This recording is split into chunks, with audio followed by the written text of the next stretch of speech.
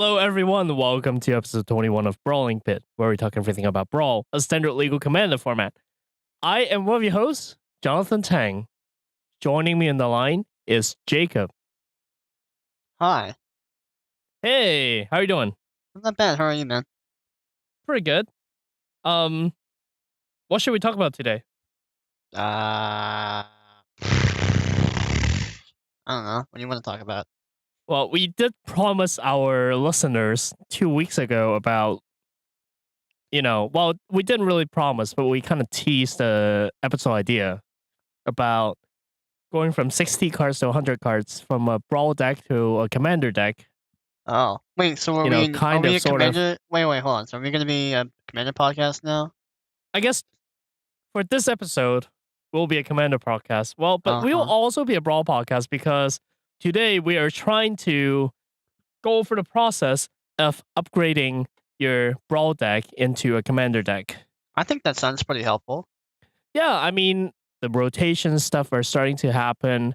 People are starting to prep for rotation and, um, you know, instead of, for some of those decks, going through rotation is just impossible because there's so many cards they need to cut, and by the time that they cut all the pieces, well, you don't have your new deck will not resemble your old deck, and you don't really have your old deck anymore. So, well, why don't we just add 40 cards into it and make it a viable commander deck? Okay, I mean that makes sense. Yeah, and that's exactly what we did to one of the decks that we put together that's getting impacted most by the rotation. And that's our Chromium deck. Cool. I'm looking forward to it. We actually planned to talk about this topic last week, but wanted to wait till the Commander 2018 is released. So, the listeners, if you're quote unquote building along, you will have a chance to look at the Commander 2018 cards because we added quite a number of cards from the 2018 set into our Chromium deck. Stay tuned and you will find out what we added. If they didn't want to hear about it, I think they're gone by now.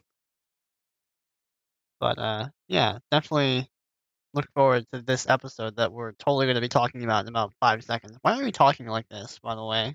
Why are we saying like, well, stay tuned? 'Cause doesn't that imply like that we're gonna be taking a break or talking about something else in the meantime before getting there? Well, that's kind of our style. We always Oh, like talk about random stuff. oh, um, okay. Well, But I guess we'll actually jump right into the topic today.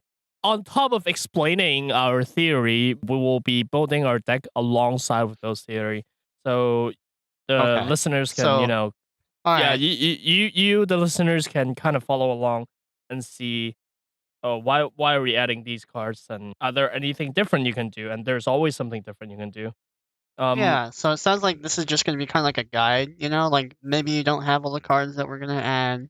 Maybe you don't like the cards that we're gonna add. That's okay. Go ahead and add whatever you want. Actually, if you even want to play this deck, you don't even have to play the deck. I mean, we're not cops. Well, yeah, I'm I mean, I'm not a cop, but you might be. I don't know.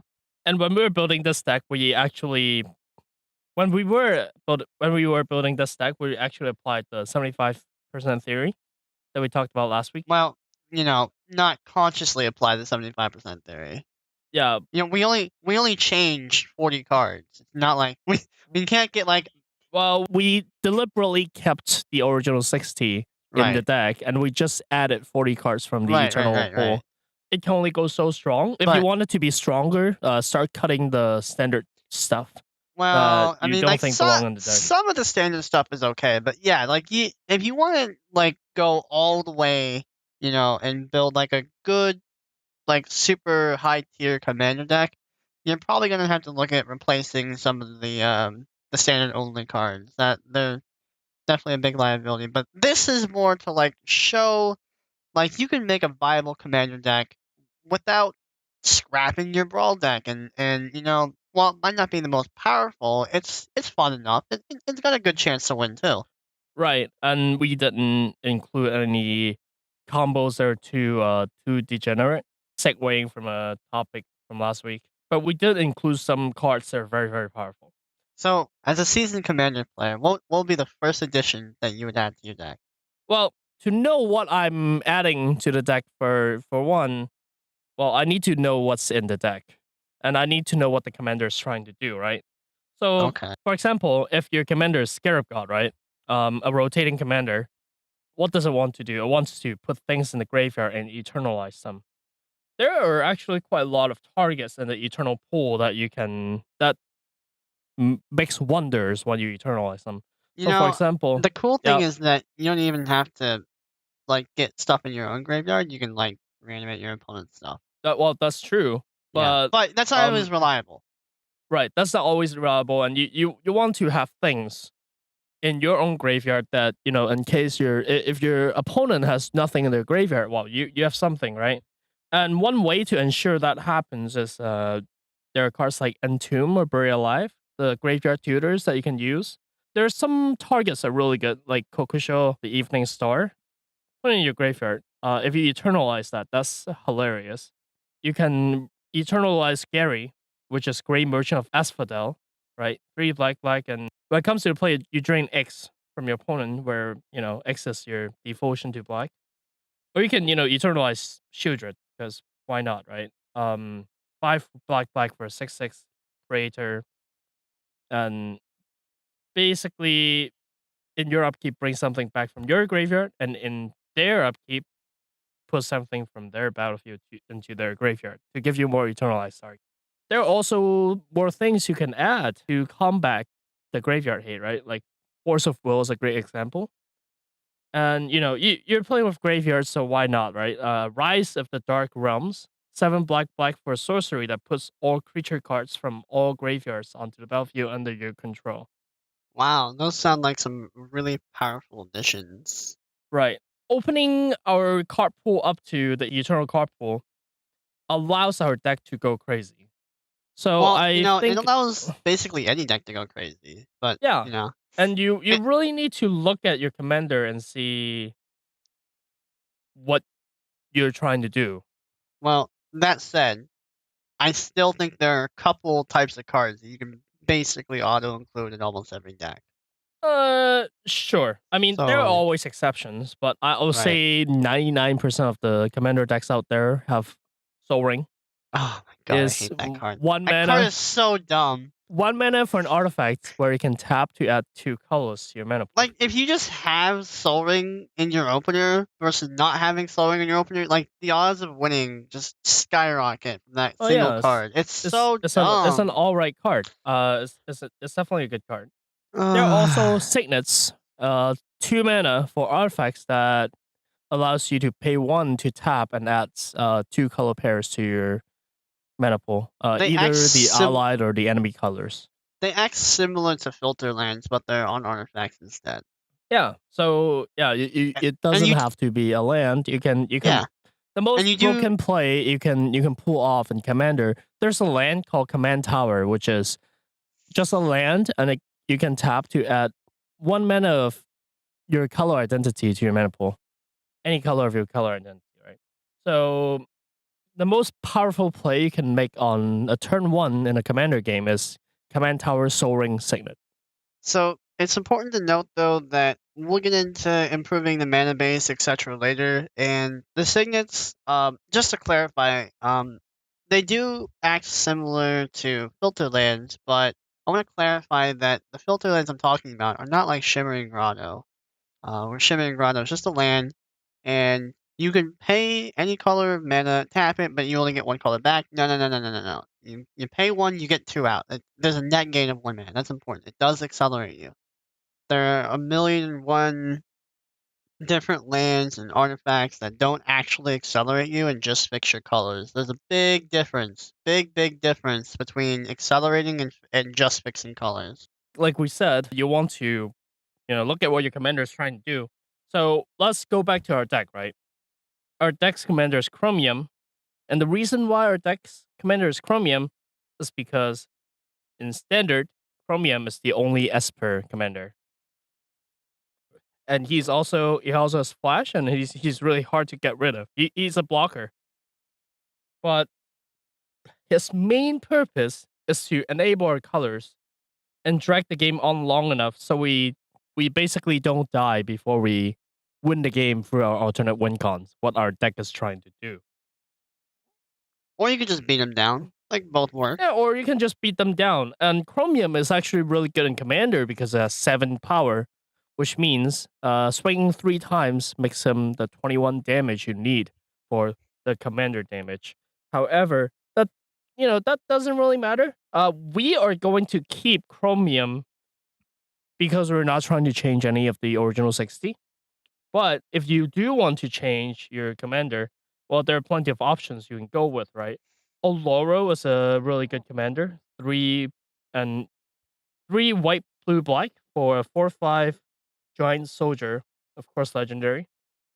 At the beginning of your upkeep, you gain 2 life. And whenever you gain life, you may pay 1. If you do, draw a card, and each opponent loses 1 life. The funny thing is, if Oloro is in your command zone, at the beginning of your upkeep, you gain 2 life. Yeah, so you gain a bunch of life. And that's kind of like the example of like a good example of how like the power level just kind of generally goes up when you include eternal formats. So there are a lot of Esper colored generals that if you like to stay in Esper colors but you don't want to use Chromium and you think you want to upgrade, go ahead and browse through Gather or whatever source of cards database you'd like of your choice, because we would literally be here all day if we started reading off every single card. Right. So we have decided our commander, right? What's the next step? The next step is to Yeah, we have like 40 extra slots, like the yeah, possibilities exactly. are You have 40 endless. extra slots. So look at your deck, look Well, at what you were trying to do, and do so- more of it. So we already said Soul Ring goes in first. Okay, down to 39 extra slots. Because Soul Ring, like, I can't stress this enough. Soul Ring is a really powerful card, guys. Okay? Like, it's going to be the exception to the exceptions that you will not play Soul Ring. Like, you're most likely going to be playing Soul Ring in every deck. Right. Even if you do play Soul Ring in a deck that shouldn't have Soul Ring, it's not that big of a disservice. Like, just play Soul Ring. Right. I think the card should be banned, honestly. But like, it is the 10th card of the Power 9. yeah, it's a good description. Right, but Soul Ring is indeed very powerful. But let's not talk about the staples because we'll literally be here for all day if we just talk about staples. We can't do that. But yeah, what you want to do is do more of what your deck wants you precisely. to do, right? Yes, absolutely. So, for example, if you're playing a goblin deck, if you're playing your mono red squee deck, right, and you have a lot of goblins in there, well like if you're only when you're going into the eternal format, you have so many more goblins that are so powerful, like Kiki Jiki, Goblin King, like things like that. You can put peripherals in your deck. Put your goblin generators like Krenko. Yeah, you get a lot of extra cards from going from standard to the eternal format. Definitely make use of it. Absolutely take advantage of the expanded card pool. And like we're gonna suggest a ton of different cards, and if it wasn't already mentioned already, if you can't obtain these cards, that's okay.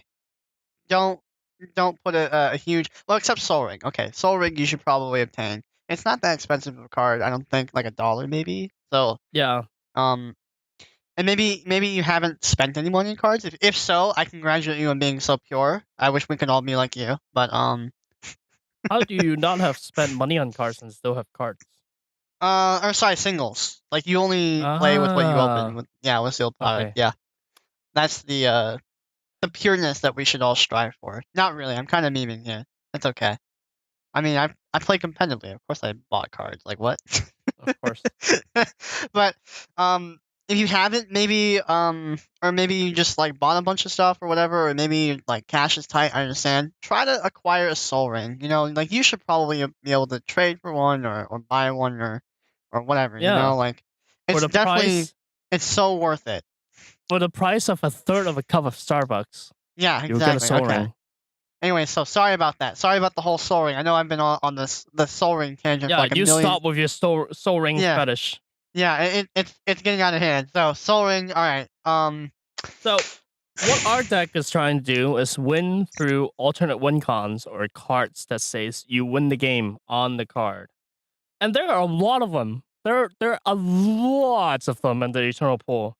So let me give you an example. A Source Elocutor says 3 Azorius, that means you can pay for either white or blue for those colors. For 3/5 human advisor. At the beginning of the upkeep, put a filibuster counter on a source executors. Then, if a source executor has 5 or more filibuster counters on it, you win the game. I really Whenever a source deals damage to you, remove a filibuster counter from a source executors. So, this card, we actually considered it quite a lot, playing with proliferate and everything. But, it incentivizes your opponents to hit you, even if you are already playing your Ghostly Prison or Propaganda effects, which taxes your opponent when they try to attack you. It's probably still not good enough. So we didn't play them. Like there are a lot of win cons that we're not playing. Like Laboratory Maniac, 2 and a blue for a 2/2 human wizard. If you withdraw a card while your library has no cards in it, you win the game. Right? I Very, really very like tough. Lab Maniac. It's a cool card. I say I like it, but I don't mean like the competitive like viability of it. I mean like as a card, like flavor. I think it's a cool card.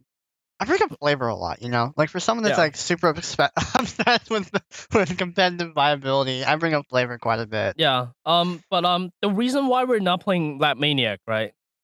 I don't think we can fit Enter the Infinite into the deck. Oh It's man, just a little bit too expensive. bro, I love Um, Into the Infinite though. I I'm a like it Johnny. too. All right, I I I'm a have Johnny. Okay, I have the artwork by Therese Newson really, in my living room. Yeah. it's Well, dude. it's a print. It's not the original art. Right, obviously, but like, I feel like anything by her is like just really good. No, absolutely, Yeah. absolutely. I want to get my hands on those Judge lands that she made a while back, but it Yeah, costs like literally, and when I say literally, I mean figuratively $1 million. yeah. Let's talk about like 2 more win cons, right? One of them we actually added to the deck. We added 2 win cons to the deck, by the way. So let's talk about like 3. One more that we didn't add to our deck. But it's worth mentioning. This deck is called Mechathune. Oh, I mean Baron Glory. Okay. It's 4 white for an enchantment that says at the beginning of your upkeep, if you control no permanents other than Baron Glory and have no cards in hand, you win the game. Now, we also thought about this, but we ended up decided not to play One with Nothing and things like Time Thief. One with Nothing is black, instant discard your hand. That sounds good. It's No, but pretty it's all like in. no, but like hear me out, right? Like, okay, so you see the card all with nothing, right? And then so there's different types of people, or different types of thought processes by different types of people that happen when they first look at the card, right? So like someone that's never like been exposed to all the unfair different synergies this card has looks at this card and thinks, why on earth would they ever print this card? This is so stupid, and they just stop thinking right there. I mean, that's totally Right. fair. If they've never been exposed to those combos, they're not going to comprehend like the ceiling of the power level of this card, right? Well, But then, true. I understand. Like One with Nothing is a bad card, but it's a good bad card. It it, yeah, it makes you it makes the enfranchised player think. And there are cards that works with one with nothing, but it's way too all in. Same thing with Soul Scour, which is 7 white for a sorcery to destroy all non-artifact permanents, including your lands. So it would be really easy if you have Soul Scour, One with Nothing, and Blaring Gory in your hand, you can just pull it out, right? Your opponent can destroy your Baron Glory. That's the thing. Like it's so all in. Some of these you win the game cards that we don't think it's worth the setup cost to include in the deck. but you can play them if you want. You can play them if you want. We just don't recommend it. Yeah, I mean, play Divine Intervention if you want. 6 white for an enchantment to put 2 counters on this card. You can remove a counter during your upkeep, and when you remove the last one, well, the game is a draw. No one wins. I like that card. We're not playing that card because it doesn't win you the game. No, It but like, all draws you the right, game. so like, if you're at a table full of big babies, like, I want to win. No, I want to win. You just play this card, then nobody wins. Oh, nobody wins. Well, except you. It feels like winning. And I'm honestly, if I played that card and I got it to like resolve and everybody drew, that would feel like a win to me. Yeah, Because like I executed my game plan, but nobody else did. absolutely. I mean, it's one of your game plan, right? If you're playing that card. Yeah, that card is good. So there are two win cons that we actually included, added into this deck because with the extra 40 card slots, we think we can pull this off. And one of them is Felidar Sovereign.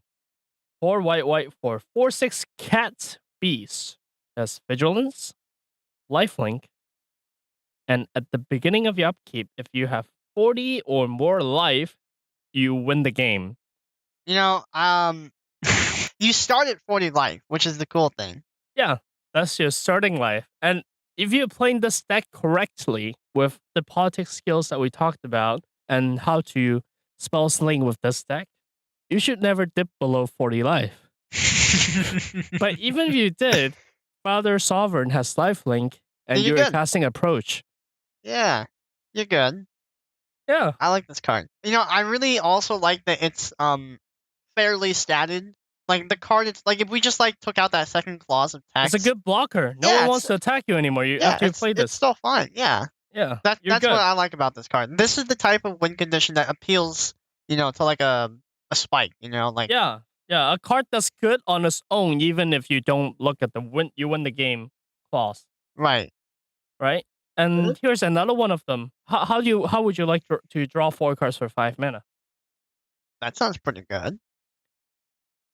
Yeah, Lydiana's Contract.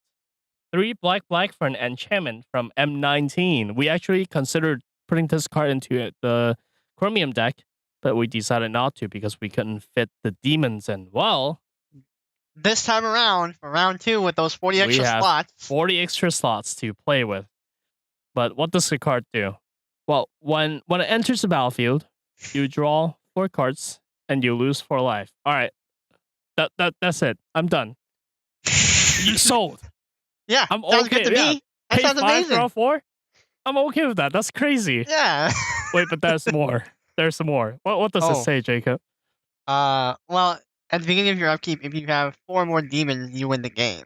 With different names, I should specify. But like, you know, in the wrong deck, that sounds kind of like a tall order. But like in the right deck, you turn this into a good draw spell already, into like a good draw spell, and then somewhere down the road, like a feasible outlet to win the game. Wow. I mean, with the 40 extra slots, we dedicated 4 more cards. Actually, 5 more slots for this one card. So one of them is Arcane Adaptation, of course. A lot of us already know what it does, but for the uninitiated, Yeah, what does it do? Arcane Adaptation is 2 and a blue for an enchantment that says when it enters the battlefield, you choose a creature type. I highly encourage you to say demon. Creatures you control are the chosen type in addition to their other types. The same is true for creature spells you control and creature cards you own that are not on the battlefield.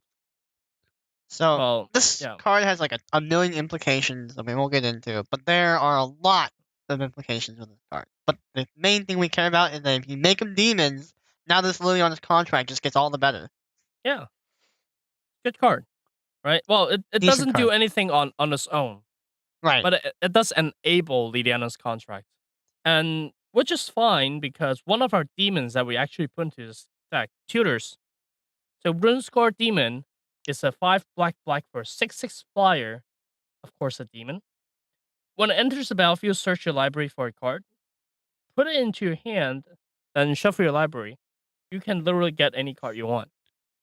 Sounds good to me. You don't even need to show your opponent what it is.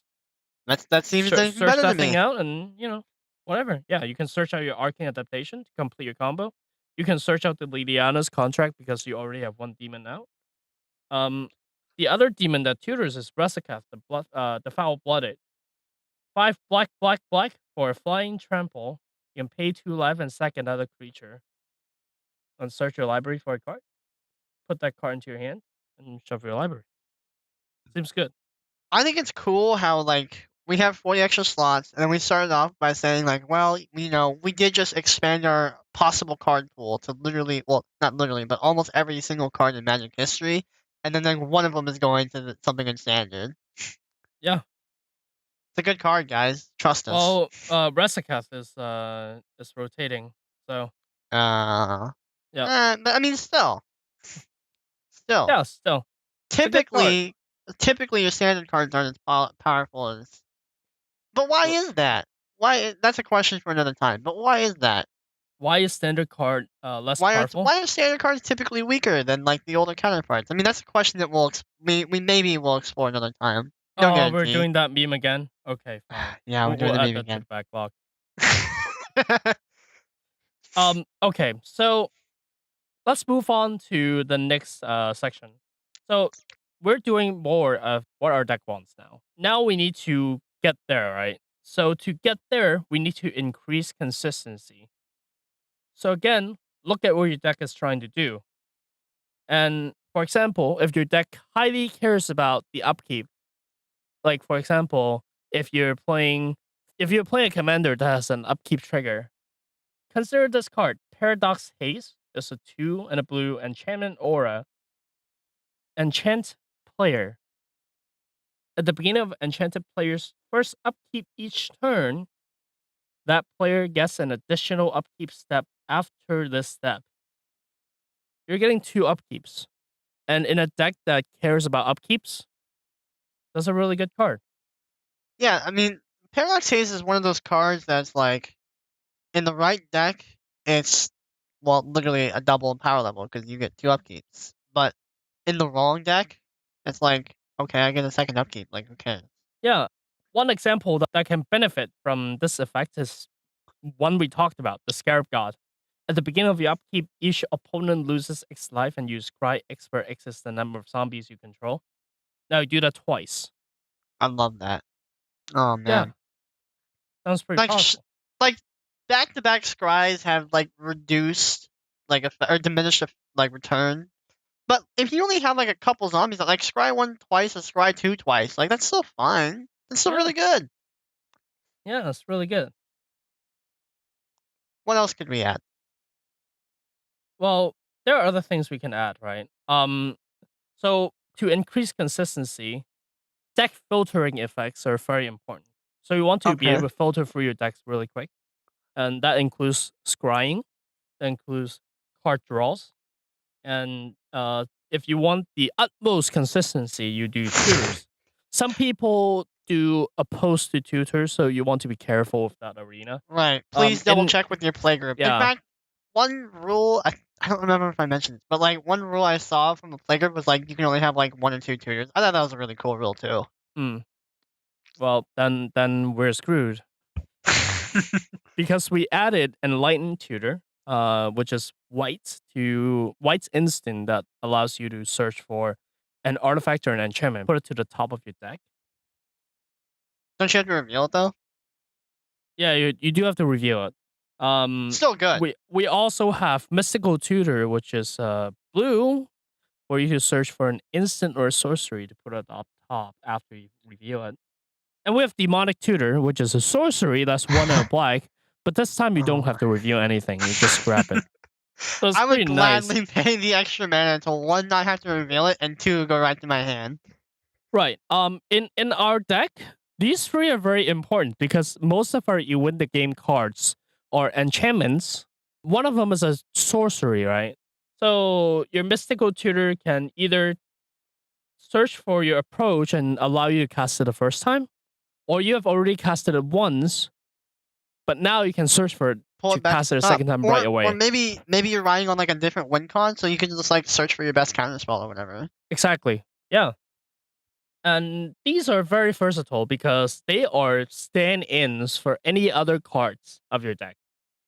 The only downside of the tutors other than demonic tutor is they do give you a card disadvantage because you're putting up the top of your library.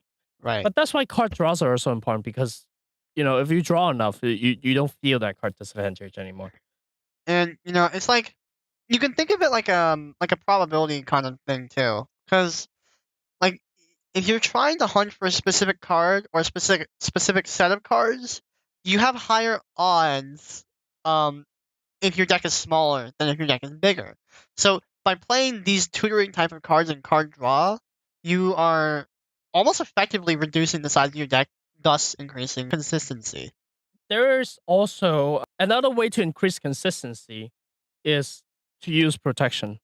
what that means is, if you're playing blue, play counter spells, because in our deck we're essentially a combo deck. People will try to disrupt you. Well, if you're playing counter spells, people can't disrupt you anymore. We added 2 counter spells that are quite good, I would say. One of them Just quite good. is quite good. So one of them is a 5-minute counter spell called Force of Will. It costs 3 blue for an instant counter target spell. That sounds a little expensive. But that's not it though. Oh, okay. Well, what else does it do? You may pay 1 life and exile a blue card from your hand rather than pay Force of Will's mana cost. That sounds a lot better. You're essentially doing it for free as long as you have a blue card in your hand. And 1 And life. then in our deck, you have a lot of blue cards in your hand. That card sounds kind of broken, actually. Well, it is broken, but it's probably not as broken as the other counterspell that we added to our deck. This time it's only 2 mana. Okay. So if you guys like, for a lot of players, you might be familiar with the OG counterspell. That's blue for an instant that says counter target spell. That's not even that bad of a card. No, we didn't add that one though. We added a little bit of a variant. This one is blue for an instance called Mana Drain. Counter target spell. At the beginning of your next main phase, add an amount of colorless to your mana pool equal to that spell's converted mana cost. That sounds really good. Like, what if your opponent was going for like a card or like an Ugin, and you just Right. go Mana Drain? Oh man! You get 10 mana or 7 mana. Now Or, you get to sorry, cast 8 your mana. own card. Yeah, exactly. So good, right? That does So sound good. good. Dude, you can cast Emrakul. Yeah.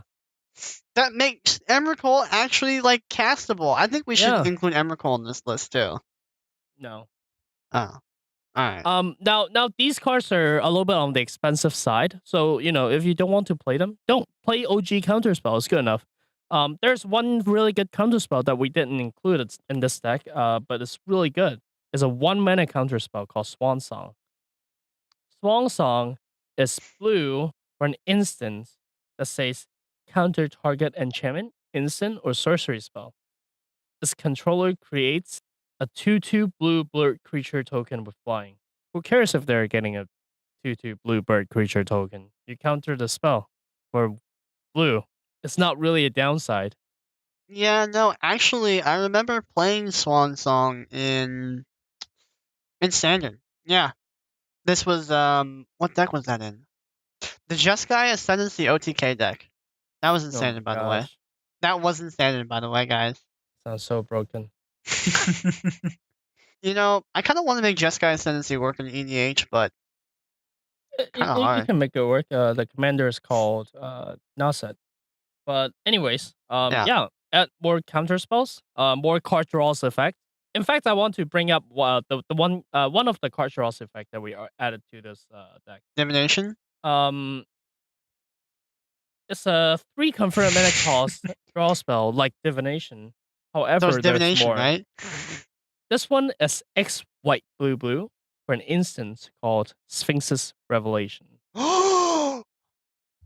You gain X life and draw X cards. It's like Pull from Tomorrow, but better. Well, it gains you life, this one, and we already have Pull from Tomorrow, so You don't adding have some to. Well, one you redundancy have is to fine. discard. Not having to discard is nice. You do not have to discard. But like, the X life is surprisingly relevant. Yeah, Sphinx's Revelation is good. It's a Oh good my card. god! You It's cast great. it at their end step, and you start your turn with 1 million more cards in your hand, and Oh my you're god! at a very high life total. It's like, it's 6 mana, but even if you rev for 3, it feels like you're on top of the world. It's like I just resolved the rev for 3. Oh my! It's not even that big of a deal. Like 3 cards and 3 life. That doesn't even sound that OP. But like when you pull it off, it's just like, oh my god, I rev for 3 and it resolved. Oh man, Yeah. It's so good. And then like the cards that you draw off it are like they're guaranteed to be good. It's something supernatural about the card. I'm telling you, man. Yeah. Now, there's an argument that a lot of these cards are good because they're instants. Instant speed is a good thing in Magic. Oh yes, yes. Instant speed is And very. there are ways to make your sorcery speed cards instant speed. Did you know that? I did not. Tell me about it. They weren't in standard, but in when we're in the world of Commander, well, you should play these cards. If you want to, we can't force you to, but I recommend them. Okay, what are they? One of them is called Leyline of Anticipation. 2 blue for an enchantment that says, if Leyline of Anticipation is in your opening hand, you may begin the game with it on the battlefield. Oh, so wait, all the ley lines are like that. Yeah, all the ley lines are like that, so that's fine, right? But Yeah, this okay. one just says you may cast non-land cards as though they have flash. That sounds amazing. Now you can cast divination on someone's end step. Exactly. Now you can. So we're adding divination, right? Yeah. No. But now you can cast the Ruinous Path that we added to this deck at end step. Ooh. By the way, Ruinous Path is destroy target creature or planeswalker for 1 black sorcery, which can also be awakened. But I we don't think care that's about pretty that one. good. I mean, Hero's Downfall was good, Yeah. Hero's Downfall's alright. but Hero's Downfall was an instant. So what about Ruinous Path? What does that got to compensate for? Well, you can also awaken it for 4. You give it 5 black and make a land of 4/4. Okay, I mean that sounds good. You know, I think Alright. that's a fair trade off. Like instant speed for the option to make a 4/4. Yeah. Now, there is also another artifact that basically does the same thing. We added both to the deck to increase Redundancy. redundancy, which is also important. Vidalcan Orrery is a 4-mana artifact that says you may cast non-land cards as though they have flash. It's literally the same thing as Leyline of The Anticipation. upside of Vidalcan Orrery and what sets it apart from Leyline is it can be a mechanized production target. It's also an artifact, It's also an artifact, yeah. not an enchantment. Yeah, now once you put your mechanized production on it, you have double and triple the flash. Super Flash. Super flash. Wait, what about Quicken? I heard about that card. We're now playing Quicken. Come on. It draws you a card, man. It replaces itself. No. Quicken. No. Dude, I remember. Now actually I remember that. I lied to you a little bit earlier. I do know of a card with that effect. It's Quicken. Right? I remember. I played Quicken Planar Cleansing. Alright? Now that was dirty. That I need a shower now. Yeah, speaking of showers, we added some target removals and board wipes to the deck. Of course, the target removal we already talked about. One of them is Ruinous Path. We also added one that's instant because Source to Plowshares. White for an instant that exiles target creature is a controller. Its controller gains life equal to its power. You You don't might really have care about giving them that life. Yeah, you might have heard of a card called Path to Exile. And Path to Exile is the same cost. You still get to exile a target creature, but instead of them getting life, they get to go get a basic and put it on the battlefield tap. Right. So you're ramping them. Right. In fact, if we actually get to remove the one of the 60 cards, original cards, we would probably remove Cast Down and replace it with Path to Exile. But we don't have that luxury. No, no. Yeah, no. We're not wanna- changing any of the original 60s. We're keeping Yeah, them. we want to make it kind of accessible. Right. Exactly. Well, So that's a lot of the cards. We filled up a lot of the slots by now. yeah.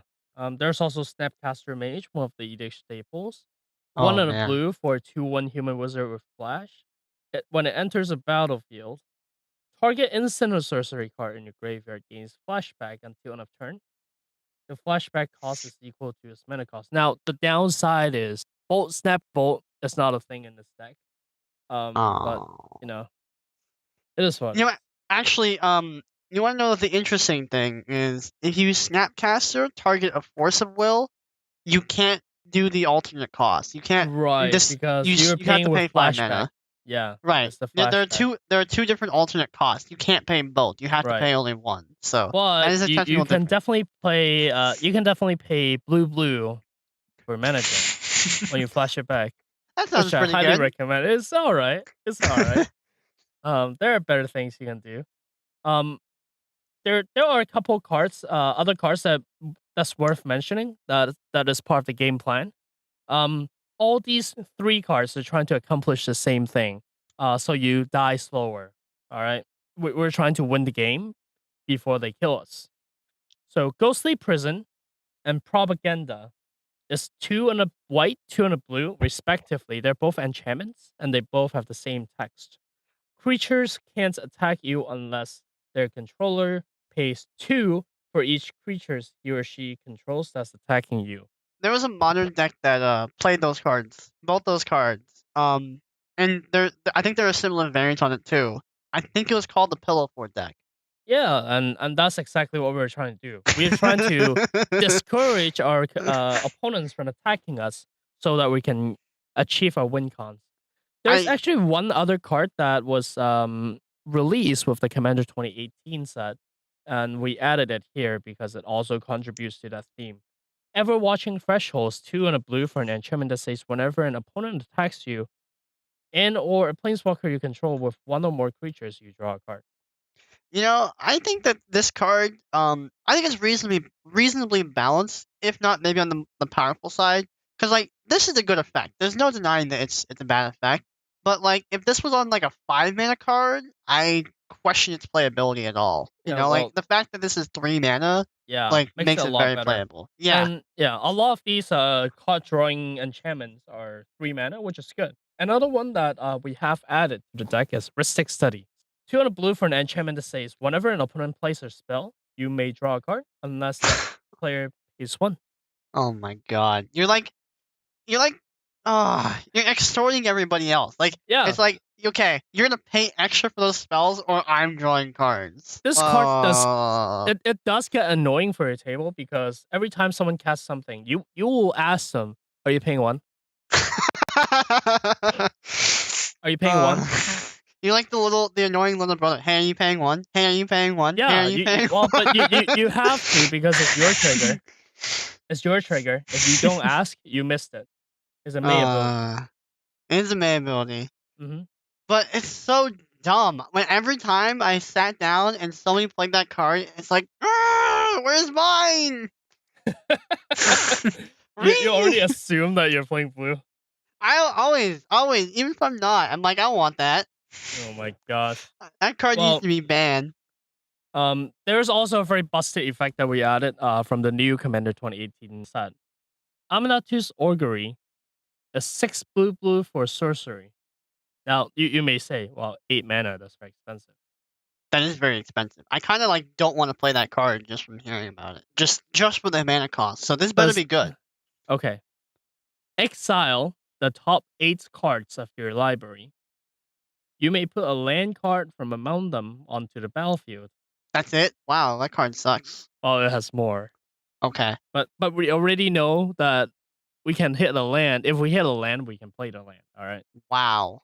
But until end of turn, for each non-land card type, you may cast a card of that type from among the exiled cards without paying its mana cost. Wow. The ceiling of this card is we hit all 8 card types. Are we even playing all 8 card types?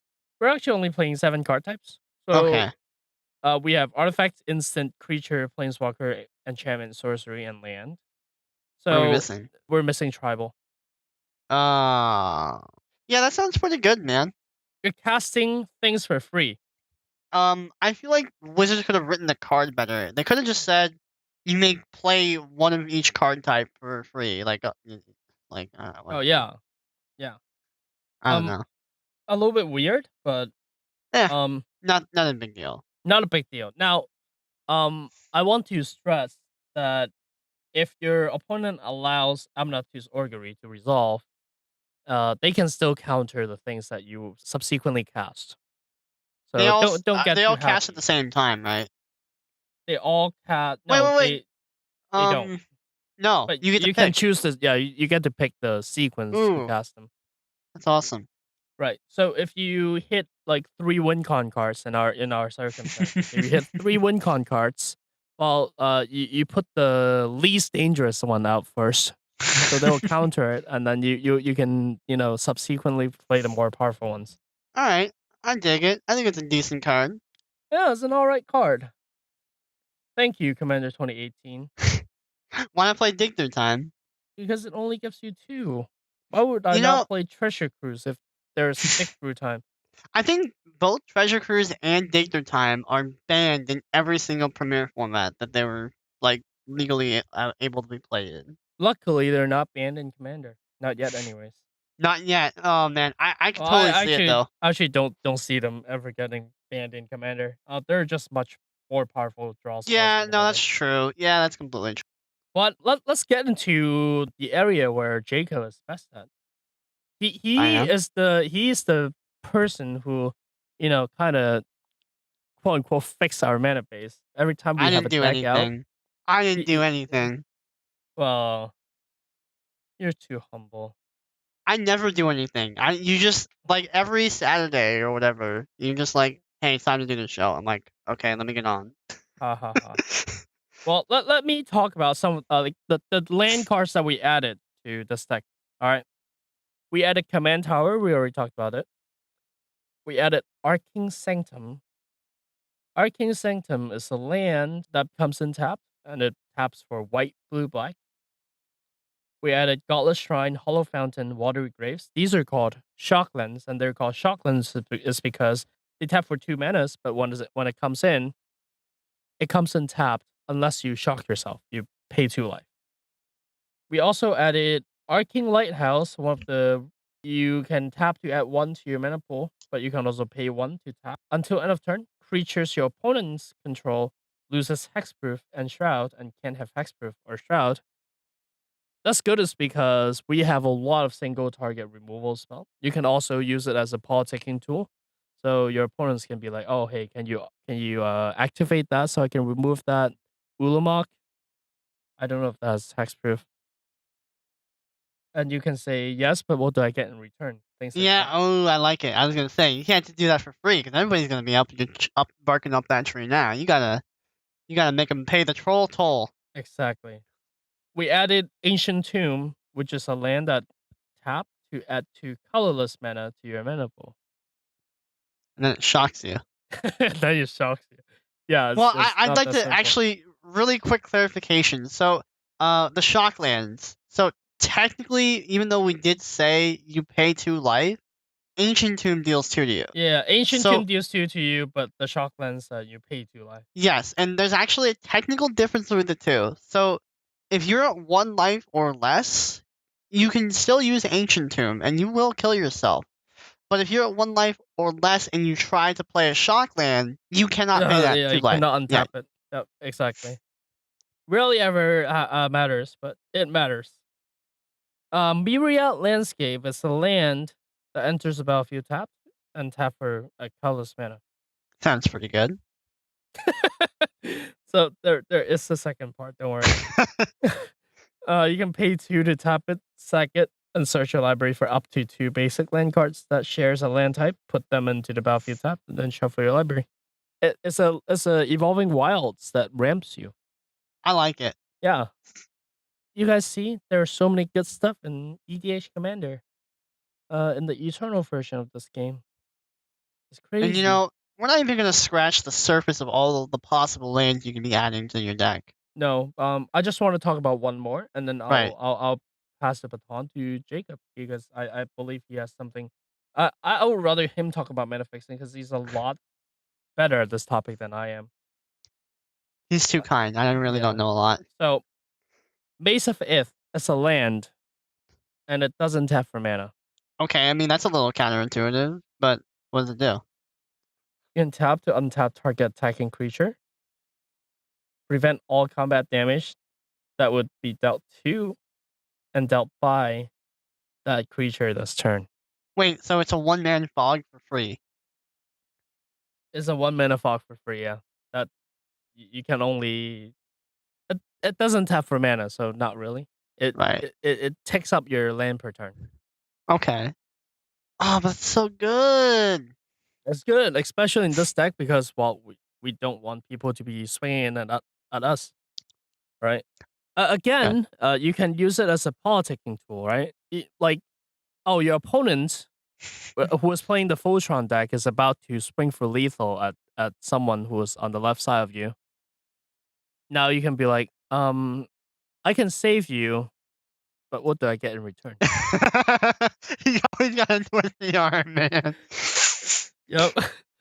Now, yeah, they'll probably do a lot to try not to get killed. Yeah, I'm personally torn between Watery Grave and Sacred Foundry, the art. And Sacred Foundry's not in this deck. Don't worry, you didn't miss anything. I think I like Sacred Foundry the most, but I have an affinity to Boros. That's fair. Yeah. Oh, dude, Boros was like one of your first decks. Boros is one of my first decks. Fair enough. Sacred Foundry is my first Shockland. I love, dude. The Shocklands, like the Shocklands are just good balanced lands. You know, like they come in untapped, so they're powerful, but they're not so like unfair. They deal damage to you. Like the cost is a little bit of your life. I think that's a Yeah. great card. Great card. They're good cards. Shocklands are good cards. In fact, they're so good that I believe you rank them as a tier 1. Right. Yeah. So basically the way that we went about like this kind of section of like what kind of lands we should put in, we kind of like ranked them into tiers, and even though that there's a very disparate difference in power between like the high tier and the low tiers, all your decks are probably going to have a mixture of all the tiers basically. So the first tier are, these lands are very highly recommended for basically every deck, like Soul Ring level of highly recommended. And these are lands like fetch lands. So if you don't know what a fetch land is, they're like effectively 2-colored lands where you tap, you pay a life, you sacrifice it, and then you get to search your library for a land of either type. So, for example, there's a card called Polluted Delta. It's blue and black. When you activate that ability, tap, sack it, pay a life, you get to search your library for an island or a swamp. But why Okay. wouldn't I just play Evolving Wilds? Well, that's a good question, because first of all, when you use Polluted Deltas or any fetch lands, they don't come in necessarily. They don't come in tapped unless the land that you're getting comes in tapped. Second of all, notice that I didn't say basic land, so you can fetch these other dual lands such as the Shock lands. Those have those have the Ooh. land types. Yeah. So a really powerful combination to execute with these fetch lands is you could have a blue and black fetch land like the Pluto Delta, but maybe you don't need a blue and black dual land. Maybe you need like black and red, so you can fetch your black and red land, and because it's a valid target, you're still getting a swamp. You're just not getting a swamp island. You're getting a swamp mountain, which is totally that's totally what it's for. So it really fixes your colors like significantly. Your mana consistency goes up through the roof if you have both fetch lands and new lands. Now we highly recommend against putting fetch lands in your deck just for the sake of thinning your deck, because that's not a thing in a 100-card deck. No, don't not do it. really. Don't do it. Like don't do it if you're like a monocolor deck. If you don't have any dual lands, like you can still, if you have, for some reason, I don't know how this would happen, but I guess there's a possibility that you have fetch lands but no dual lands. Like if you're in a 2-color deck, sure, why not? I mean, effectively a dual land, right? The other set of cards that I would highly recommend in this tier 1 are the Shock lands or the dual lands. Now, when I say dual land, I'm not talking like any old dual land. I'm talking about the OG duals, like Volcanic Island, Tundra. They're just like Shock lands, but you don't have to pay 2 life. It's just, Who's got that's the it. money?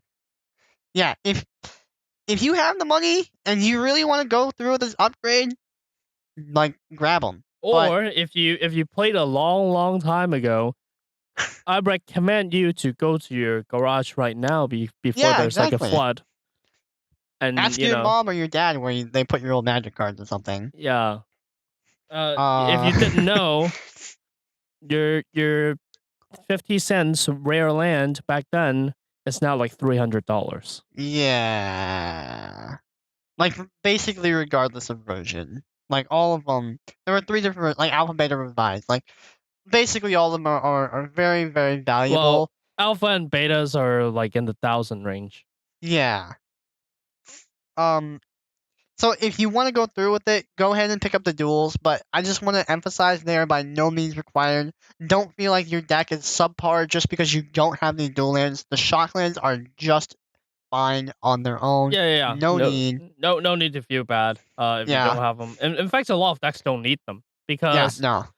lands coming in tapped generally doesn't matter. There are times where it matters, Right. but I mean, turn 1, if they play a Tundra versus them playing a Stomping Ground, not paying the 2 life, a lot of times Yeah. you're not going to do anything on turn 1 Yeah, anyways. it's not a huge deal. I mean, like, this tier list was literally still made in mind with or it still had in mind like, well, does it come in untapped consistently or not? Because sometimes it matters, but he's right. For the most part, a lot of the time it won't matter. It's okay. And then the last thing in the category of tier 1 are like the highly flexible or high power level utility gold cards or like brown cards. So like as we said earlier, command tower taps for literally any color on your commander. So that should be your entire deck basically. Mana confluence. Not all decks need it, but like if you can afford the life total, which most decks should be able to, once again, it's like another command tower or like reflecting pool. Once again, if you have command tower with your reflecting pool, it's another command tower. All these are just highly flexible cards that come into play untapped when you want them, when you need them, and fix your colors. So Really that's tier powerful. 1. Yeah, those are tier 1. As you could tell, they can go into basically any deck and be great. So tier 2 is these are still pretty recommended, but they might not be as strong, might not be as consistent, and they might depend more on your deck or colors. And these are pain lands, check lands, fast lands, filter lands. Now I know I just like threw 4 terms at you, and you may have no idea what I'm talking What about. are those? Oh my gosh. So pain lands are just like those dual lands we were talking about earlier. They can tap for either color, but you have 2 choices. So you can tap for colorless, or you can pay a life and tap for either color. So that's why we call them pain lands. If you want the color, you have to pay a little bit of life. That's Very painful. much, yeah, very much still worth the slot if you need to fix your colors. Don't shy away from a land just because you have to pay a little bit of life for it. Very much worth it. Having your colors consistently is usually worth the life investment. In the late game, the pain lands will not be painful anymore because you're tapping them for colors. Right, because you have all your other colors. It's fine. So, check lands. Some people call them bunny lands. I don't know. Please call them check lens, guys. Yeah. Hashtag check lens for life. Exactly. Thank you. These cards are once again like dual lands, so they tap for either color, but they come into play tapped unless you have a land of one of its types. So let's say Rootbound Crag. Okay, Rootbound Crag is one of these check lands. It taps for red and green. It comes into play tapped unless you have a mountain or forest. So shock lands, by the way, count. Remember, they didn't ask for basics. So they does just wanted the to type. OG dual land. If you have the Right. Tundra, yeah, your thing works. Yeah, so these lands can pretty consistently come in untapped. That's kind of the pattern, by the way, if you hadn't noticed that they sometimes come into play untapped, or they have like a little extra cost than the above lands, but like they can still consistently come in untapped, and you can get mana right away when you need it. Fast lands, once again, another set of dual lands. We call them fast lands because the condition for them to come into the play untapped is that you have 3 or fewer lands. So very beneficial in the early game, just so your standard tap land in the late game. I think that's a fair trade-off. What do you think? I think that's fine. It's fast if you have. Oh, by the way, if you play them as your 3rd land, it still comes in untapped. Right. That's a very I was actually confused about that when I first got introduced to fast lanes. I'm like, wait, so does this come into play on I remember asking my opponent. He's like, yeah, it does. I'm like, oh, thanks for not You should lying to me, ask the man. judge. Yeah, ask a judge. If you ever have any questions, ask a judge. If you need to know where the restrooms are, ask a judge. I'm totally not ripping off that video, by the way. Anyway, the last section, the last type I mentioned were filter lands. These are lands that tap for colors by themselves, but if you pay one of their corresponding colors into them, you can get the double combination of any type. So let me explain that with an example. Let's say you've got Firelit Thicket. Okay, Firelit Thicket is a red-green filter land. We So really like red green. we really love red-green. So tap, add a colorless to your mana pool. Okay, that's it. But you can pay a red or green, tap it, and then you get to add red, green, or green to your mana pool. The reason why these are called Why filter can't I lands add blue red? because this is a red-green deck color or land. The reason why these are called filter lands are because if you have like a mountain in this, you can get green out of it. Whoa! You turn the mountain into a forest. That's why these are called filter lands. They change the color. Force flyer. Right. So like all these lands, like I said, they come into play untapped usually, or they need something else to work with it, but they're still pretty good dual lands. Sure. Other types of lands in this category or tier is like tri-lands, on-color tri-lands. Are you even allowed to play off-color tri-lands? I don't think No, you you're are. not. Right. Because color identity. Right. So tri-lands, they always have your entire or most of your colors that you need. Most of your EDHX are probably going to be 2 or 3 colors. Some decks are 4 and 5. Some of them are 1. Some are none. Mono brown. But most of them are going to be probably 2 and 3. So on-color tri-lands. And this card is so good that it literally got its own name mentioned. Temple of the False God is tier 2. Yeah. Temple of the Force God is land that taps for 2 colorless mana, but it requires 4 other lands for it to be useful. So if you play it as your 5th land, you it get works. you get 2 colorless, yeah. Now, And if you play as your 4th land, no good. you should get some handkerchiefs you can grab and wipe your tears. Get the tissue box. Yeah, 'cause Yeah. I don't think this taps for anything if you don't have 4 of the land. Nope. Right. Now I would add Ancient Tomb to this category. Oh yeah, Ancient Tomb. Yeah, Ancient Tomb is also a tier 2 one. It's great. It's just a little painful if you use it frequently. No, you'll just don't use it frequently. Right. Doesn't mean that you shouldn't play it. If you can get your hands on Ancient Tomb, you should play it. It is a little on the expensive side, so if you can't get it, no big worries. No big deal. We did add Ancient Tomb to our deck, but because I have one laying around, if you don't, just take Ancient Tomb out and put in Temple. They're essentially the same thing. Right. I don't have a Temple laying around. In EDH, most of your games you're gonna get the 5 lands. Like probably a good 99% of the time, you're gonna get the 5 lands, no problem. Exactly. So the next tier down is tier 3. Now these are still good, but they're just not as widely applicable, or they're not as flexible, they're not as strong. So I wouldn't put these in all decks, but like in the right decks, they're still good. So these are the lands like bounce lands, scry lands, and store lands. Oh now, my once gosh, again, I love names. I know.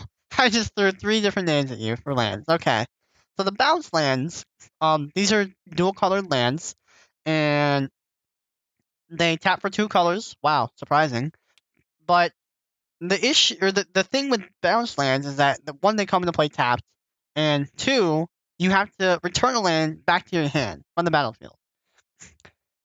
The payoff for that is that bounce lands tap for 2 mana. So when you do get to play with these bounce lands, when you do get to finally tap these for mana, you get 2 mana. You get 1 of each color.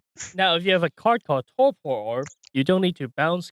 So you just play the bounce land and the taps for 2.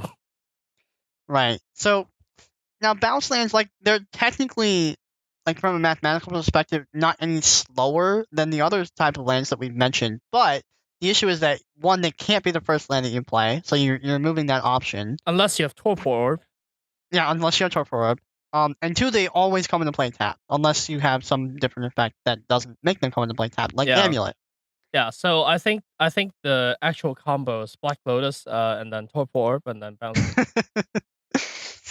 Land. But the reason why these bounce lands aren't just like garbage is because they synergize very well with effects that untap lands. So there are a lot of mana dorks that let you untap lands. So if you can untap a bounce land, that's an extra mana. You gain, like, in addition to the net mana that you're gaining from untapping a land regularly, you get another one on top of that from untapping a bounce land. Yeah, all the Arbor Elf type things. Right, exactly. Really good. Yeah. So bounce lands are good in the right decks. Scry lands, these are once again dual lands. They tap for one of two colors. People say scrying is like half a card draw. Yeah, it is worth a half a card draw. And these scry lands are all called temples, by the way. But it's not of the false god. No, not of the false god. There are other scry lands that aren't dual lands, but they aren't typically referred to as scry lands. These are usually referring to the Theros Temple cycle. And There are 10 of when them. it ends up, yep. So they are dual lands. They tap for one of two colors, and when they enter the battlefield, tap always. There's no way to make them come in untapped unless you have a different effect going on. And when they enter the battlefield, you get to scry one. So that's a pretty nice ability. That's like it's a really good land to lead off with. You know, like unless you have like a check land and you need the second mana like right away on turn 2. Yeah, it's a good land to lead off on. They're Right. not typed. Yep, they're not typed. Of the three that I just gave you, the last of the three are store lands, and you know, store lands are interesting. Do they sell you cards? I wish they did, but they don't. No. Store lands are, I think there are monocolor store lands too, right? I know they're a dual, but there's other. There are monocolor store lands that comes in with 2 counters. Well, okay. they're called storage. These let you like store away mana for a future turn. So like, one of the big rules of Magic is that you don't get to carry over mana through turns. That's like kind of a thing. But with these, you can. These are like the bank of mana. The bank of mana. Right. So, but it's a little bit different, right? Yeah, because so you have to pay 1 to tap to put a storage counter on these lands. So you're paying 2 mana, and you're getting 1 back in the future. Yes. Now, these are incredibly useful if you have nothing to do in these early turns, but you want to accelerate later. So you could set up like a huge turn 5, 6, or 7 by playing a storage land early and depositing your extra mana over those turns. Actually, let's read one of these. Okay, yeah, let's do it. Fungal Reaches is a land that says tap to add 1 mana to your mana pool, 1 colorless. You can pay 1 tap to put a storage counter on Fungal Reaches. And you can pay 1 to remove X storage counters from Fungal Reaches. Add X mana to any combination of red and or green to your mana pool. Right.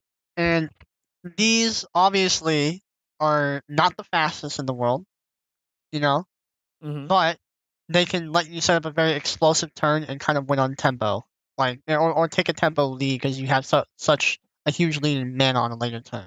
And among these, there are other types that fall into this tier as well, like battle lands. If you don't know what battle lands are, those are also known as tangle lands early on. They were in Battle for Zendikar. Do not call them tangle lands. Call them battle lands. Call them half lands. Do not call them tangle lands. Yes. The reason why they got the name Tangle Lands is because these battle lands are once again typed. They're dual lands, but they're typed, so that means they are like Forest Mountain or like Forest Plains or whatever. So you can fetch them, but they come into play tapped unless you have 2 or more basics of any type. Just using 2 or more basics. So the reason why they're called Tango Lands is because it takes 2 to tango. That's how they got the name. But wow, yeah, I didn't know that, and now that I know, guys, do not call Tango Lands. That is how they got the nickname Tango Lands, but everybody hopefully settled on Battle Lands by now. That sounds terrible. Yeah, but I mean that's how it happened. And the reason why these are kind of lower on the tier list are because, like if you're trying to play these early, you don't usually have a lot of basics early on. Usually you get basics later on, but not These are early. great in the late game, Oh yeah. and these are great targets to be fetched too. Oh yeah. So, you can still play them, but that's why they are lower on the tier list than say like Stomping Ground. Yeah. Other lands in this tier are like relevant gold or utility lands. So once again, these kind of depend on your strategy and colors. So like Cavern of Souls wouldn't recommend for all decks, but Bam. if you're in the deck that wants a Cavern of Souls effect, you want Cavern of Souls. It's really great. And Yeah. if you didn't know, You should read that card. yeah. So Cavern of Souls is a gold card, and when it enters play, you need to choose a creature type. And this obviously depends on your deck. But Choose if you demon, add guys. Choose demon. right, so if you're playing this deck, you want to choose demon. I don't know if you play Cavern of Souls in this deck. Maybe you Nope. do. Maybe you have one lying around. Maybe you want to try it out. But if you were playing Cavern of Souls in this deck, you'd probably choose demon. Anyways, so Cavern of Souls, you pick a creature type, and when you tap to add mana, I need to remember if you can add. Well, If you you have can tap to add a colorless, or you can right, tap to add one right. mana of any color to cast a creature spell of the chosen type, and that spell cannot be countered.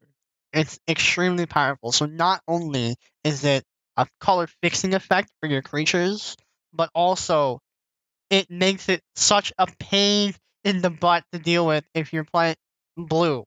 Like if someone is always countering your stuff and you really need this important creature to resolve, Cavern of Souls has got you covered. So obviously you don't want Cavern of Souls in every deck. Like this deck doesn't really run a ton of creatures.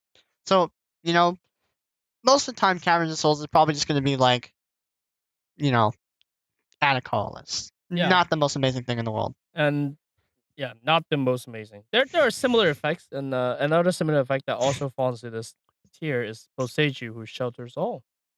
Oh yeah. Legendary land comes untapped, but you can tap to pay 2 life to add 1 mana, 1 colorless mana to your mana pool.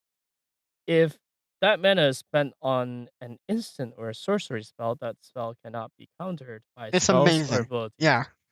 So if you got a ton of those type of cards and you care about them resolving, then that card's value rises significantly in your deck. Yeah. But if you're playing like a creature based strategy, like with a Cavern of Souls, you probably don't want that. Yeah. Other lands, like cycle lands or cycle duels, like the upside to those are that they literally can cycle. Like you have the option of like getting rid of a land out of your hand and drawing a new card. The cycle And duels are typed. yep, and the cycle duels are typed, so you can fetch for those too. Another good choice. And man lands. You gotta be careful on the man lands. There are some really bad man lands. Maybe There are try to also stick with the better some ones. really good mana hands. Oh yeah, but Yeah. there are also some very good man lands. So Like let's yeah, we can name a pretty good one. Creeping Tar Pit's a really good one. Crippling Tark. Yeah, that one's okay. In fact, you might be able to play Creeping Tar Pit in this deck if you were looking for more of a beatdown strategy. yeah, my favorite one is called Inkmoth Nixus. Ooh, yeah, Tap Inkmoth Nexus to is add a powerful. colorless, or you can pay 1 to have Inkmoth Nixus becomes a 1/1 Blinkmoth artifact creature with flying and infects until end of turn. And Still on land. especially the dual colored man lands are powerful because, well, one, they're dual colored, so you can add colors of different types that you Right. need, but they also serve as a threat that, if you need a threat and you don't have it, but you have that, great. Like it turns one of your lands into a threat too. It's a hybrid. You're getting more utility and flexibility out of your cards. So that's why Manlands makes it here on tier 3, but usually they end up play tapped Oh, when they don't absolutely. add colors. They all have different, they all have different effect. So you Right. do want to pay attention to see, to make sure that you're getting what you want. And not all Manlands are good. Not Some all are very, manlands are very, good. some are very, very bad. Well, there's some that are also very, very good. Oh yeah. Wandering Funeral is funny because it comes in tapped, adds blue and red, but you can pay 2 blue red to have it become a 1/4 blue and red elemental creature with pay 0. Switch this creature's power and I love toughness that until end card. of turn. This I is a love funny that one. card. Yeah, that one's great. Oh, you block? All right, leave it as a 1/4. Oh, you don't Yep. block. Oh, yeah. Oh, you didn't block. Bam. Oh, okay. Oh, you're targeting it with a removal in response to not blocking? Okay, well, it's a 1/4 again. Sorry. It reminds me of like trading in civilization games. Like, okay, well, you buy it for 100 gold. Yeah, well, you buy it for 101 gold. Then you buy it for 102 gold. Like you can just swap it willy nilly for whatever situation you need. Exactly. Great. And then the final tier 4. These are highly dependent on cards or on decks and card availability. They're generally weaker. That doesn't mean they're bad, but they're generally weaker. And when I say availability, I mean like the higher tier cards, like maybe you don't have them, maybe they're too expensive, or maybe you're already playing with them and you need extra redundancy.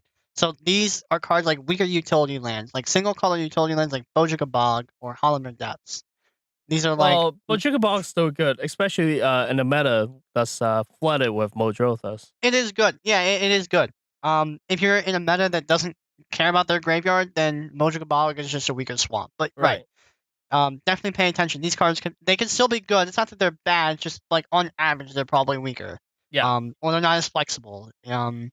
These are also like the weaker dual lands, like gain lands. So these gain lands originally appeared in Khans of Tarkir, I believe, and Right. these are dual colored lands, so they can add 1 or 2 mana. They enter play tapped always. They are not typed, so you can't fetch for them. They do gain you 1 life. Yep, they gain you a life. That's it. These are like guild gates, those kind of things. The weaker dual lands. They don't have any upside. They always But come into play mazes tapped. end though. You win the game. Right. So like if you're in the Maze's end deck, then you probably then those guild gates probably become You're like the probably first land that playing you all add. 10 of them. Yes. I In lost- addition to I lost to a Maze's end deck in standard one, so it was not funny. that sounds sad. I'm happy that you're still with us and that you didn't kill yourself though. Thanks, man. And finally, in the last tier 4 are the weaker fetches. So these are the fetches that only fetch like 1 land. So like Terramorphic Expanse, Evolving Wilds is literally Terramorphic Expanse, by the way, but like a different title.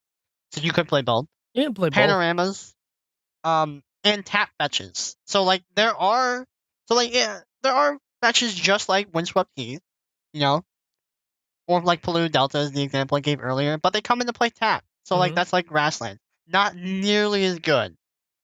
Still all right, but Yeah, they're still all right. So like you might want to consider maybe you're already playing all the possible duels that you have available. It's like, well, I need something else to improve my consistency. Well, I mean, go ahead and add that. Yeah. So Now- and then finally like basics. yeah, basics are all right. Base- and the worst land you can possibly have, unless you're playing a brown deck or a deck that cares about colorless mana, is waste. Oh yeah. That's a tier 6. I like to play mono brown. Then you play all the wastes. Waste is a basic land that comes in untapped, and you can tap for like colorless mana. By the way, if anyone's wondering what mono brown is, it just means mono artifact. Mono Because colorless. they used to be brown instead of the silverish color today. It sounds funny because brown is the color of poop. Mono brown. Get it? Poop. Because sometimes artifacts are really bad, like poop.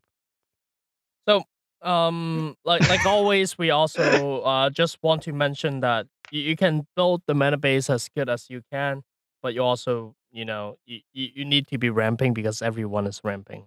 So, Yeah. If you're in green, play the green Rams, Well, to get your lands in, because land destruction is kind of a taboo in our format. So the land Rams are the best. And actually, we just mentioned this a little bit ago. And maybe it's like a previous episode or something. I don't remember. But like we just said, a concern for green decks was we're losing 2 mana dorks that are under 2 CMC. Mm-hmm. That's like actually a problem. Mm-hmm. Like when you're extending your card pool to the Eternal format, now you have all the mana dorks. So and there are a lot of them are 1 mana. Too many of them are 1 mana. Too many. Like a lot of them should get bolted. Bolt the bird is a phrase that was populated in Magic when someone cast lightning bolt to deal 3 damage to Burst of Paradise. It might seem like a waste, like, oh, I have this premier level like removal spell, and I'm wasting 2 damage. You are not wasting 2 damage. That bird needs to die. There's a reason why it's a phrase. Yep, bolt the bird. Shutting off your opponent's mana acceleration is usually a good idea. So just do it. Just bolt the bird. Yeah. Bolt the Noble Hierarch. Anyway, so like green gets like all these different mana dorks, very cheap mana dorks, and mana dorks with upsides, very affordable. Blue gets a ton of counter spells, as we have illustrated with our expansive counter spell array. Black gets more removal, red just gets better creatures and burn, and white just gets better sweepers too. So like everybody just gets more toys to play with. Like Yeah, so your exactly. decks just get more consistent. Yeah. But play ramp, guys. Even if you're in play ramp. Boros, play all the artifact ramps. Please. Yeah, everybody gets way more mana rocks to play with too. Everybody gets that. Yeah. You don't want to play Commander without ramp. You'll feel bad. Trust me. Do take advantage of your expanded card pool if you can. But yeah, I think that's it for today, guys. And you have anything to add? No, you should keep playing Brawl. I don't know why we did this. No, EDH is a cool format. So I think that's it for today, guys. As always, you can find us on Facebook, Twitter, and YouTube at Brawling Pit. You can find us on Reddit at our Brawling Pit. Email us at brawlingpitmtg@gmail.com. Or you can just visit our official website at brawlingpit.com. If you'd like to send a message to the Reddit account, it's also just Brawling Pit. Absolutely. So as always, I've been Johnathan, and he's been Jacob. Thanks for listening.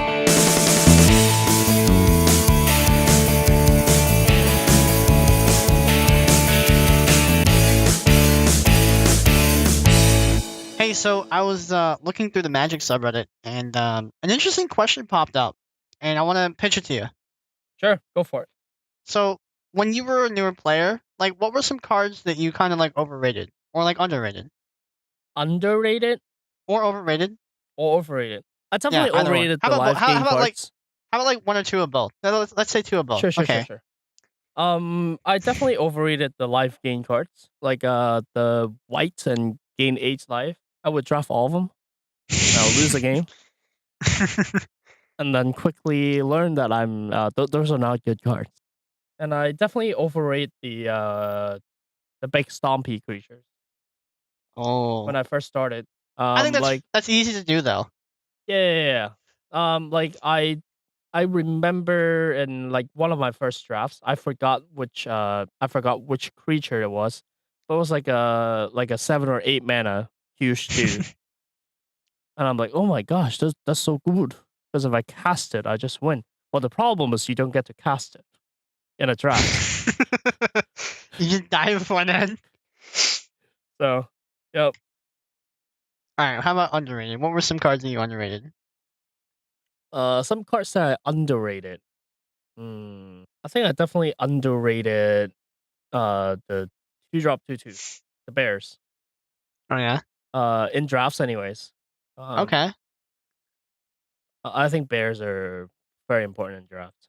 Oh yeah. Um, It's so dumb, right? Because like if you're drafting like a mid-range deck, you need some of them, but you don't want to like fill your deck up with them unless you're like trying to go aggro. right. But like if you're playing mid-range and you don't draft berries, you just like get run over. It's Yeah, so dumb. so I definitely underrated bears. And I also underrated dual lands in drafts. So like the tapped duels. Right. If it is available in the set, like there are times where I don't draft them because I would rather draft things I want to play with, right? But Yeah, I think a lot of people still do that. Like, Sure. I think a lot of people still undervalue dual land, like mana fixing Mhm. in limited. Yeah, but And- those are important, and I didn't Yeah. learn these things until I started drafting cube. Where nowadays when I draft cubes, the first 5 picks is like I'll always grab like Moxes and dual lands. I don't even care what color I am in, because I'll end up playing them. I remember, dude. I gotta be honest. I was like the most anti-red, but still red player. Like when I first started going, and let me explain that. So like I overvalued like cheap costing creatures and just like bears and stuff. So like late game rolled around and I'm like, oh, I got nothing, man. Mm-hmm. But like I also I underrated Thundermaw Hellkite. Ooh. Okay. So I remember very clearly when I first started getting in, like M13 core set, right. I bought like the Deckmaster's quote toolkit. And I thought, I mean, this is pretty good for a beginner, and it seemed like it was pretty good for a beginner. Mm-hmm. Um, and I opened Thundermaw Hellkite. I read it. I'm like, this card is trash. Oh boy. It wasn't trash, by the way. Thundermaw Hellkite is an amazing card. It's a great card. In fact, if your commanders have red in it, why are you not playing Thundermaw Hellkite? 3 red for a 5/5 flying haste dragon. When it enters the battlefield, it deals 1 damage to each creature flying your opponent controls, and you tap those creatures. It's so good. And you know, So the good. damage doesn't even have to connect. Like, even if the flyers are pro red, you still tap them. Mm-hmm. Oh my, it's such a good card. I can't, like, I look back and I'm like, how are they that dumb to think this card was bad? Yeah. Oh. I'm just kidding about the commander thing, by the way. Don't play it. It's not that good. It's a finisher in your dragon deck. I think it's cool. Actually, Thundermount Hellkite has recently started seeing play in Modern. Mm, I like it. I dig. nice. What cards did you overvalue? Oh, the Bears. You The Bears. overrate the bears? Yeah. Like I thought like, oh, board presence is like always important. Like I was like really on the ground kind of like red player. Oh wow. Like weenie. I overvalue weenies. Kappa Pride. Then wouldn't you be a white player? No, you're right. Yeah, you're right. Yeah, I was like the classic white player, the textbook white player, dude. Hmm. That's racist. Remember, white is right, guys.